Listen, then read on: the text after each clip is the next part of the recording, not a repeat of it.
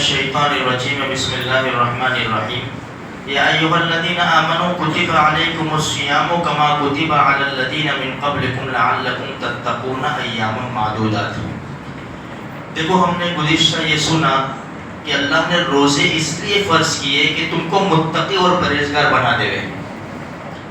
پھر قرآن کیا کہتا ہے آگے؟ ایاما معدودات، چند دن کا مسئلہ ہے، بس چند دن، 360 دن میں سے صرف 30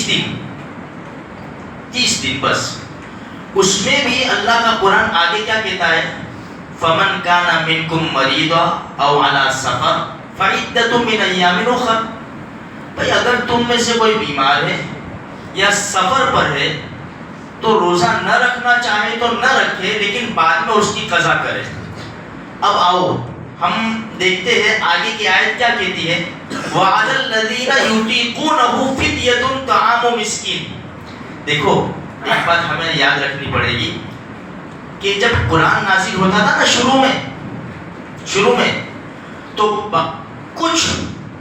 کچھ احکام ایسے ہیں کہ شروع میں تھے، پھر اس کو بدل دیا گیا۔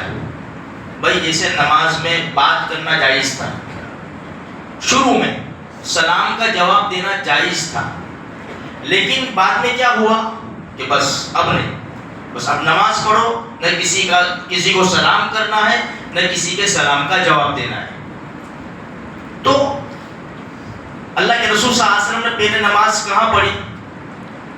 بیت المقدس کی طرف منہ کر کے۔ پھر حکم کیا آیا؟ فَوَلِّ وَجْهَكَ شَطْرَ الْمَسْجِدِ الْحَرَامِ، بھائی مسجد حرام کی طرف منہ کرو۔ تو کچھ احکام ایسے ہیں جو بدل دیے گئے۔ جب روزے نازل ہوئے نا، شروع میں روزے کا حکم نازل ہوا تو ایک حکم کیا تھا؟ وَعَلَى الَّذِينَ يُطِيقُونَهُ فِدْيَةٌ طَعَامُ مِسْكِينٍ، جو روزہ رکھنے کی طاقت رکھتا ہے اس کو نہیں رکھنا روزہ تو کوئی بات نہیں، نہ رکھے، روزے کا فدیہ دے دے۔ یہ حکم شروع میں تھا۔ پھر آگے کی آیت نازل ہوئی فَمَنْ شَهِدَ مِنْكُمُ الشَّهْرَ فَلْيَصُمْ۔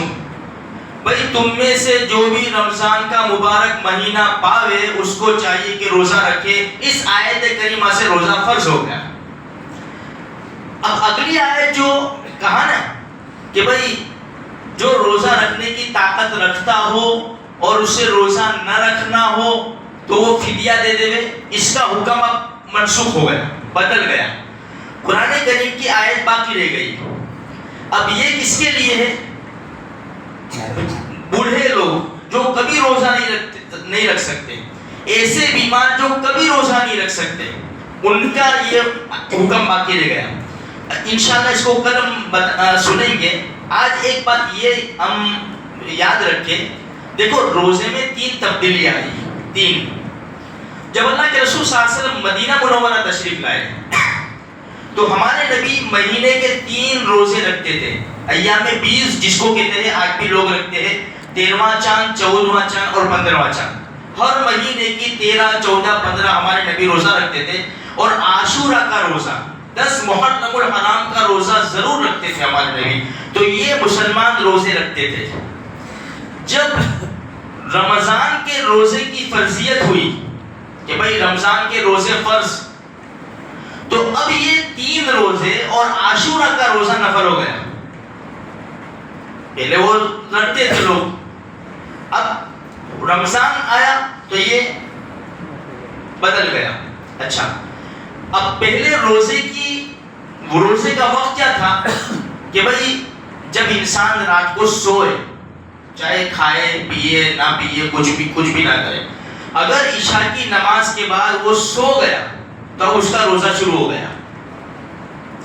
اب اس کی آنکھ کھلی 12 بجے 1 بجے، اب وہ نہ کھا سکتا ہے، نہ پی سکتا ہے، نہ بیوی کے ساتھ مل سکتا ہے، کچھ بھی نہیں کر سکتا، اس کا روزہ شروع۔ پھر یہ حکم بدلا کہ اُحِلَّ لَكُمْ لَيْلَةَ الصِّيَامِ الرَّفَثُ إِلَىٰ نِسَائِكُمْ هُنَّ لِبَاسٌ لَكُمْ۔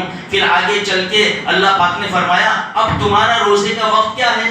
تو کچھ ایسا 2 واقعات بنے ایسے کہ بھئی کسی نے اٹھنے کے بعد بیوی سے صحبت کر لی، اللہ کے رسول کے دربار میں آئے، یا رسول اللہ ایسے حال ہو گئے، تو فرمایا بھئی انتظار کرو وحی کا۔ تو پھر اللہ کا حکم آیا کہ اب روزے کا وقت بدلا، کیا ہے کہ صبح صادق سے لے کر غروب آفتاب تک، بھائی صبح کی پوپھٹی وہاں سے تمہارا روزہ شروع ہوا، آفتاب جیسے غروب ہو گیا، سورج ڈوب گیا، بس اب تم روزہ افطار کرو۔ تو اب ہمارا حکم یہی ہے کہ بھائی رات کو پوری رات کھاؤ پیو، بیوی کے ساتھ ملو، سب اللہ تبارک و تعالیٰ نے سہولتیں کر دی ہمارے لیے۔ اب ہماری پابندی کب سے ہوگی؟ صبح صادق سے لے کر غروب آفتاب تک۔ تو میرے بھائیوں، یہ روزے کی تبدیلیاں ہے۔ انشاءاللہ آئندہ کل بھائی بیمار لوگ ہیں، ایسی عورتیں ہیں جو بچوں کو دودھ پلاتی ہے یا جس کو پیریڈ آتا ہے، ان کے انشاءاللہ احکام بیان کیے جائیں گے۔ اللہ کہی سنی بات پر عمل کرنے کی توفیق عطا فرمائے۔ درود شریف۔